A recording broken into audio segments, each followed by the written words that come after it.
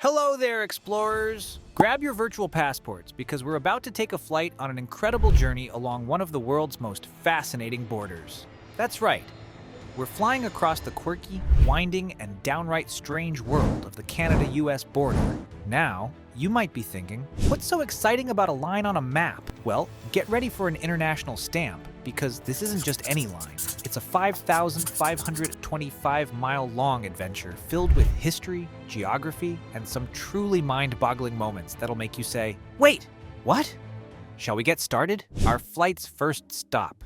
It's 1783, and the American Revolutionary War has just ended. The bigwigs are sitting around a table, probably sipping tea or maybe something stronger, trying to figure out where to draw the line between these two giant countries. And let me tell you, it wasn't as simple as taking a ruler and going to town on the map. You see, back then, they didn't have Google Maps or GPS. They were working with compasses, some questionable maps, and a whole lot of, I think it's over there, pointing. The result? A border that looks like it was drawn by a sugar-high toddler with a crayon. But don't worry, there's a method to this map-making madness. So, let's start with the basics. Canada is huge! We're talking about the second largest country in the world, covering a whopping 3.85 million square miles. That's more or less 18 United Kingdoms squished together. But here's the kicker. Despite all that space, 80% of Canadians live within 100 miles of the US border, looking as if they're all huddled up, peering over the fence at their American neighbors. Now, you might be wondering, why are all the Canadians hanging out so close to the US? Is the pizza that good? Well, dear explorers, it's not just about the pizza, though I hear it's pretty tasty. It's all about history, geography, and a little thing called the Canadian Shield. Imagine you're one of the first European settlers arriving in Canada. You hop off your boat, look around, and think, this looks like a nice spot. So you set up a shop near the coast, where you can fish, trade, and maybe catch a nice ocean breeze. Fast forward a bit, and you've got major cities like Quebec City, Montreal, and Toronto all cozied up along the St. Lawrence River and the Great Lakes, having those settlers having the same intentions in mind. But, as we can see on the map, Canada is big. There must be more natural resources in its different corners, so why didn't people spread out more? Well, that's where our friend the Canadian Shield comes in. Picture a massive chunk of ancient rock covering about half of Canada. It's like nature's version of a do not enter sign for farmers and city builders. This rocky wonderland made it super tricky to construct buildings and roads or grow crops in much of Canada's interior. So, people stuck to the areas where living was a bit easier, which is near the US border. Our next stop is on how this wiggly border came to be. You should know that this wasn't just one big decision. Oh no, that would be too simple. It was more like a centuries-long game of tug-of-war with treaties, wars, and even a few, oops, we read the map wrong moments. Take the Treaty of Paris in 1783, for example. These folks were trying to draw a border using rivers, lakes, and something they called the 49th parallel. Sounds straightforward, right? Wrong! They ended up with a border that zigs when you expect it to zag, creating some truly head-scratching moments. One of my favorite border quirks is the Northwest Angle in Minnesota. Remember the Northwest Angle our previous adventure talked about? It's a little chunk of the US that's totally cut off from the rest of the country by land. Now, you might ask, how did this happen? Well, it turns out the map makers thought a certain river flowed in one direction when it seems to have flowed in another. By the time they realized their mistake, it was too late. It's the geographical equivalent of putting your shirt on backward and deciding to just roll with it. But the border shenanigans don't stop there. Oh no, we're just getting started. Remember how I mentioned the 49th parallel? Well, for a good stretch of the western border, the US and Canada decided to just follow this invisible line across the continent. It's like they said, you know what would be fun? Let's make a border so straight it'll make a ruler jealous. Of course, nature had other plans. Rivers, lakes, and mountains don't care much for straight lines, so the border ends up doing this funky dance, weaving in and out like a drunken conga line at a geography convention. Now, you might be thinking, okay, but what about the people who lived there before all these borders were drawn? Great question. Native tribes like the Blackfoot found themselves split between two countries. Imagine waking up one day to find out your backyard is suddenly in a different country. For these tribes, the border is more of a suggestion than a hard line. They consider themselves one nation, regardless of what the maps say. But wait, there's more. The border drawing fun didn't stop in the 1700s. Oh no! We had the War of 1812, where the US and Britain, who were still in charge of Canada at the time, had a bit of a scuffle. Then there was the Oregon Treaty in 1846, which was like a giant game of rock, paper, scissors to decide who got what in the Pacific Northwest. All this border drama led to some pretty interesting situations. For example, there's a library that sits right on the border between Darby Line, Vermont, and Stansted, Quebec. The building is in both countries at once. This is similar to the case of Schrodinger's cat of libraries, simultaneously American and Canadian, until you open a book and collapse the wave function. That's a little quantum physics joke for you there, folks. I apologize if it's not that funny. For now, let's hop back on the plane and go to the late 1860s.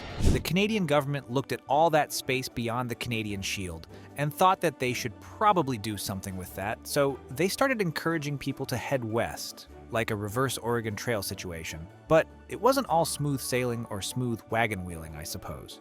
They had to negotiate with indigenous tribes and deal with resistance movements. One famous rebel was Louis Riel, who led the Métis people in standing up for their rights. It was like a real-life game of Risk, but with more fur trading and fewer plastic armies. Throughout all this expansion and border drawing, one thing remained super important: the St. Lawrence River. This watery superhighway was crucial for trade, connecting the Great Lakes to the Atlantic Ocean. It was the Amazon of the 19th century, delivering goods and helping cities grow. Speaking of growth, the Erie Canal was a game changer. Suddenly, it became easier than ever for Canadians and Americans to trade with each other. It was like someone built a giant water slide connecting two massive ball pits of commerce. With all these changes in land evolution, what does all this mean for Canada today? Well, you've got this enormous country, with most of its population squeezed into a narrow band along the US border. It's like Canada is giving the US someone to cozy up to during the cold winter season. This unique distribution has all sorts of impacts. For one, it means Canada has to be smart about managing its resources and protecting its vast wilderness areas. It's also why Canadian culture is so intertwined with American culture in many ways. When you're neighbors for 5,525 miles, you're bound to share more than just a fence. But don't think for a second that Canada is just a mini America. Oh no, it's not. Despite the close proximity, Canadians have developed their own unique identity. It's like they've taken the best bits of being close to the US and mixed it with their own special maple syrup-flavored awesomeness. You might think this is all fascinating, but question its benefits or effects in the future. Well, young geographers, that's where you come in. As our world changes, with things like climate change potentially making more of northern Canada habitable, who knows how the population distribution might shift? Will we see new cities popping up in the Canadian North? Could the Northwest Passage become a major shipping route, changing trade patterns? And how will the close relationship between Canada and the US evolve as both countries face new challenges? These are the questions that the next generation of explorers, that's you, will help to answer. The story of the Canada-US border is far from over. It's a living, breathing thing that continues to shape the lives of millions of people on both sides. So the next time you look at a map of North America, don't just see a line. See a story of exploration, negotiation, mistakes, and cooperation. See a testament to how humans try and sometimes hilariously fail to impose order on the natural world. You might think I'm done for today, but there's more to this border bonanza. Let's fly closer to other quirkiest aspects of this international line.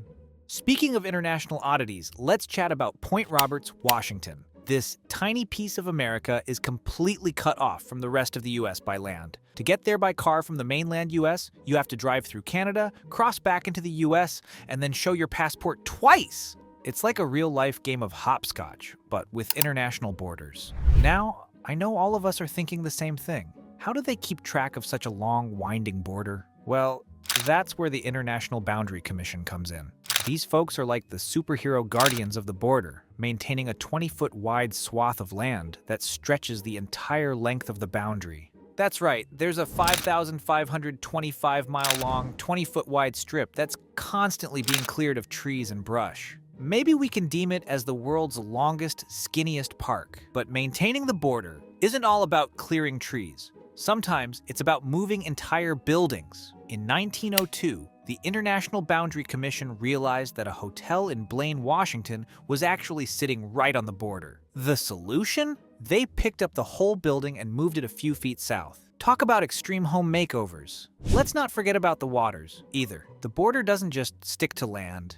It cuts right through the Great Lakes. But here's where it gets really interesting. The border in the Great Lakes is a series of straight lines connecting specific points. So if you're out for a swim, you might cross an international border without even realizing it. Just don't forget your waterproof passport. We ponder that surely with all this border, there must be some disputes, right? Well, we'd all be right. My fellow detective, one of the most famous border disputes was over a tiny island called Machias Seal Island. Both Canada and the US claim it, and to this day, it remains one of the last unresolved territorial disputes between the two countries. Sounding like two kids fighting over the last cookie, but on an international scale. But it's not all disputes and divisions all the time. The Canada-US border is also a story of cooperation and friendship. Take, for example, the Peace Arch at the border crossing between Blaine, Washington, and Surrey, British Columbia. This monument, built in 1921, celebrates the long-standing peace between the two nations. It's inscribed with the words, "Children of a common mother," and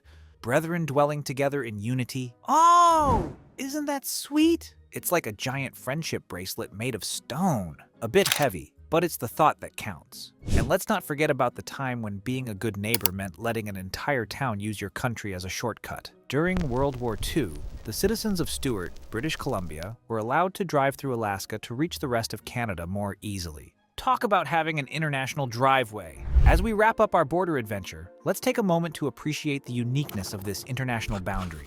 It's not just a line on a map. It's a testament to human history, geography, and sometimes our ability to make things way more complicated than they need to be. But that's what makes it so fascinating.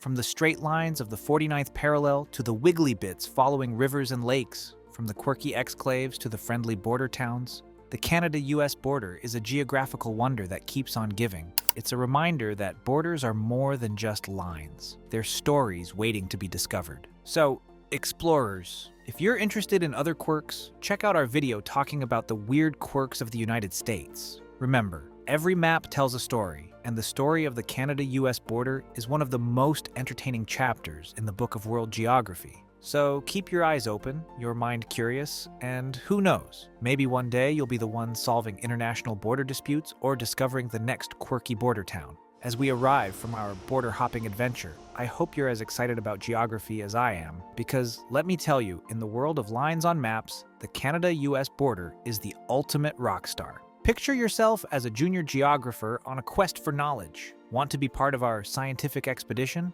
Get your pens and papers ready. Here's your field research assignment. First, like this video if the Canada-US border blew your mind as much as it blew mine. Second, comment with your wildest theory about why Canadians love living so close to the US border. And third, subscribe to become an official member of our global exploration team. Consider this your official induction into the world of geographical discovery. Each click is like placing a new pin on our collective exploration map.